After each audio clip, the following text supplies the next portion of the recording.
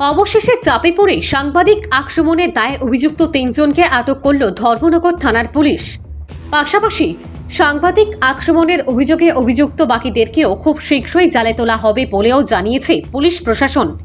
প্রসঙ্গত বিগত 14ই August Jubarajnagar block এলাকার তেস্তর পঞ্চায়েত নির্বাচনের ফলাফল সংক্রান্ত বিষয় নিয়ে শাসক দলের নেতাকর্মীদের উপস্থিতিতে যুবরাজনগর ব্লকের অস্থায়ী ভোট গণনা কেন্দ্রের সম্মুখে বিশৃঙ্খল পরিস্থিতির সৃষ্টি হলে সাংবাদিকরা খবর সংগ্রহ করতে সেই জায়গায় উপস্থিত হন।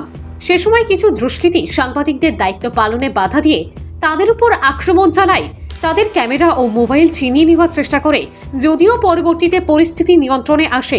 এদিকে সেদিন রাতেই আক্রান্ত সাংবাদিকরা ধর্মনগর থানায় অভিযুক্তদের বিরুদ্ধে মামলা করেন, কিন্তু অভিযুক্তদের আটক করতে পুলিশের গাছাড়া ভূমিকা সাংবাদিক মহলে এবং অন্যান্য জনসাধারণের মধ্যে বিরূপ প্রতিক্রিয়ার সৃষ্টি হয়।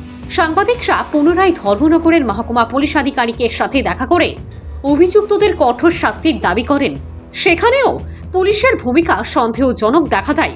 ঘটনার প্রায় 11 দিন পর বিক্ষুব্ধ সাংবাদিকরা একত্রিতভাবে ধর্মনগরের পুলিশ সুপার ভানুপত চক্রবর্তীর সাথে দেখা করেন। ওনারা ঘটনার বিস্তারিত জানিয়ে অপরাধীদের আটক করে দৃষ্টান্তমূলক শাস্তির দাবি জানান, অন্যথায় বৃহত্তর আন্দোলনে যাওয়ার হুঁশিয়ারিও দেন সাংবাদিকরা। এরপরেই পুলিশ চাপে পড়ে মঙ্গলবার সকালে 3 অভিযুক্ত যথাক্রমে বিধুভূষণ মালাকার পিতা উপেন্দ্র মালাকার, প্রেমজিৎ সিনহা পিতা পাপ্পু, ব্রজেন সিনহা এবং দেবজ্যোতি চক্রবর্তী পিতা দেবীপ্রসাদ চক্রবর্তী কে আটক করে ধর্মনগর থানায় নিয়ে আসে। তাদের বিরুদ্ধে আইনগত ব্যবস্থা গ্রহণ করা হবে বলে জানিয়েছেন ধর্মনগর থানার ওসি।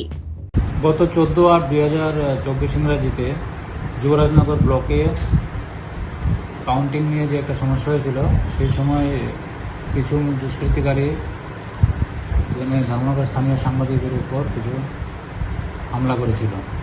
সেই ব্যাপারে আমাদের ধর্মনগর থানায় একটা কেস রেজিস্টার হয়েছিল, যার কেস নাম্বার 77/2024। তো সেই কেসের পরিপ্রেক্ষিতে আমরা কিছু দুষ্কৃতিকারীকে আইডেন্টিফাই করেছি এবং এর মধ্যে 3 জনকে আমরা নোটিশ করে থানায় ডাকিয়েছি এবং তারা অ্যাজ পার প্রসিডিওর যখন আইও ডাকবে থানায় এসে হাজিরা দেবে এবং ইনভেস্টিগেশনে সহায়তা করবে। আপনাদের ফুটেজ দেখে আমরা আরও দুষ্কৃতিকারীদের চিহ্নিত করার চেষ্টা করছি, কিন্তু তাদের নাম দাম আমাদের কাছে কিছু আছে। আমরা তাদের বিরুদ্ধেও যথাযথ ব্যবস্থা নেব। স্যার, যারা আটক করা হয়েছে তাদের নাম? 3 জন হচ্ছে প্রেমজিৎ সিংহ, ডাকনাম পাপ্পু, দেবজ্যোতি চক্রবর্তী এবং বিধুভূষণ মালাকার।